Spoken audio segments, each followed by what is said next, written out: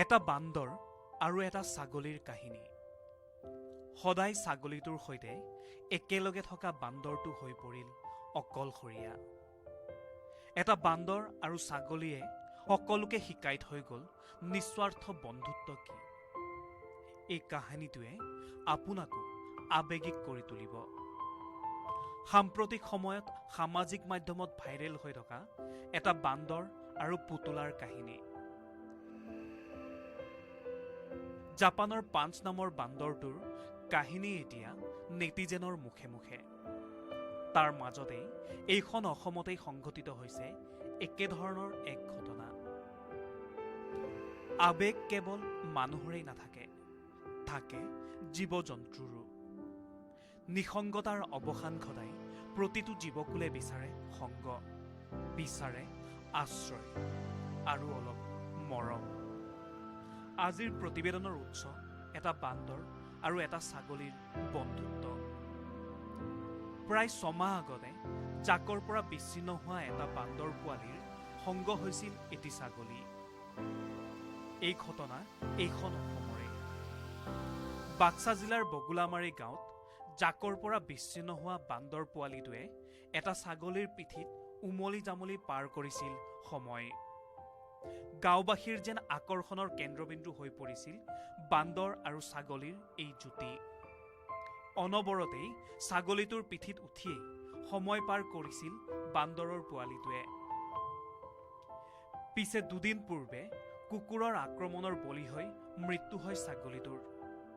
তাৰ পাছতেই বান্দৰটোৰ জীৱনলৈ নামি আহিল যেন অমানিশা। হঠাতে যেন অকলশৰীয়া হৈ পৰিল পোৱালী বান্দৰটো। মৃত্যুৰ পাছতো বান্দৰটোৱে ছাগলীৰ মৃত শৰীৰটোক এৰি দিব খোজা নাছিল। এই দৃশ্য বন্দী হৈ ৰৈছিল ছাগলীটোৰ গৰাকীৰ কেমেৰাত। আনকি ছাগলীটোৰ পোতা ঠাইখিনিলৈ গৈ বাৰে বাৰে চাই ৰৈছিল বান্দৰটোৱে। এতিয়া নিসংগ হৈ খাদ্য খাবলৈ এৰিছে বান্দৰটোৱে। এনে মৰ্মান্তিক ঘটনাই শোকবিহ্বল কৰিছে সমগ্ৰ গাঁওবাসীক। আৰু এই কাহিনীটোৱে সকলোকে আকৌ এবাৰ সোঁৱৰাই গ'ল সঁচা বন্ধুত্ব মানে কি। কিছুদিন আগতে ইয়াতে আহিলে, অহাৰ পিছত ইয়াতে গাঁৱত চৰি ফুৰি থাকিল। থকাৰ পিছততো আহি আমাৰ ঘৰতে কিছুমান ছাগলী আছে, ছাগলীৰ লগত এটা সম্বন্ধ স্থাপন কৰিলে সিহঁতে। কৰাতেতো দেখিলোঁ যে ধৰক মানুহ আৰু জন্তুৰ ভিতৰত ইমান মিল সেইবিলাক আমি দেখাই নাছিলোঁ।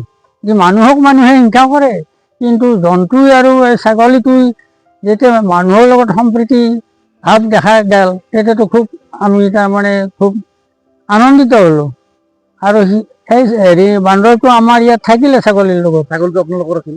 আমাৰে আছিল। কিছুদিন থাকিল, থকাৰ পিছত আজি 3 দিনমান আগত ছাগলীটো সদায় ছাগলীটোৰ লগত পথাৰত যায় আৰু ঘূৰি আহে, চাৰি আনে গধূলি। অকস্মাতকৈ কুকুৰে তাৰমানে ছাগলীটো মাৰি পেলালে। মাৰি পেলাৰ পিছততো এই বান্দৰটোতো তাতে কান্দি বহি থাকিল ছাগলীটোৰ মৃতদেহৰ কাষত। আমাক গাঁৱৰ মানুহে খবৰ দিলে যে তোমালোকৰ ছাগলীটো মাৰিলে। আমি যি গেলোঁ, যাই দেখিলোঁ যে ছাগলীটোতো মাৰি পেলালে। তাৰপিছত লৈ আহিলোঁ ঘৰত আনি যি ছাগলীটোতো আৰু কি কৰিম, পুতবা লৈ গ'লোঁ ছাগলীটো। পুতবা নেওঁতেতো সেই বান্দৰটো যাই ছাগলীটোৰ পুতা জেগাত পুতবা নেদে।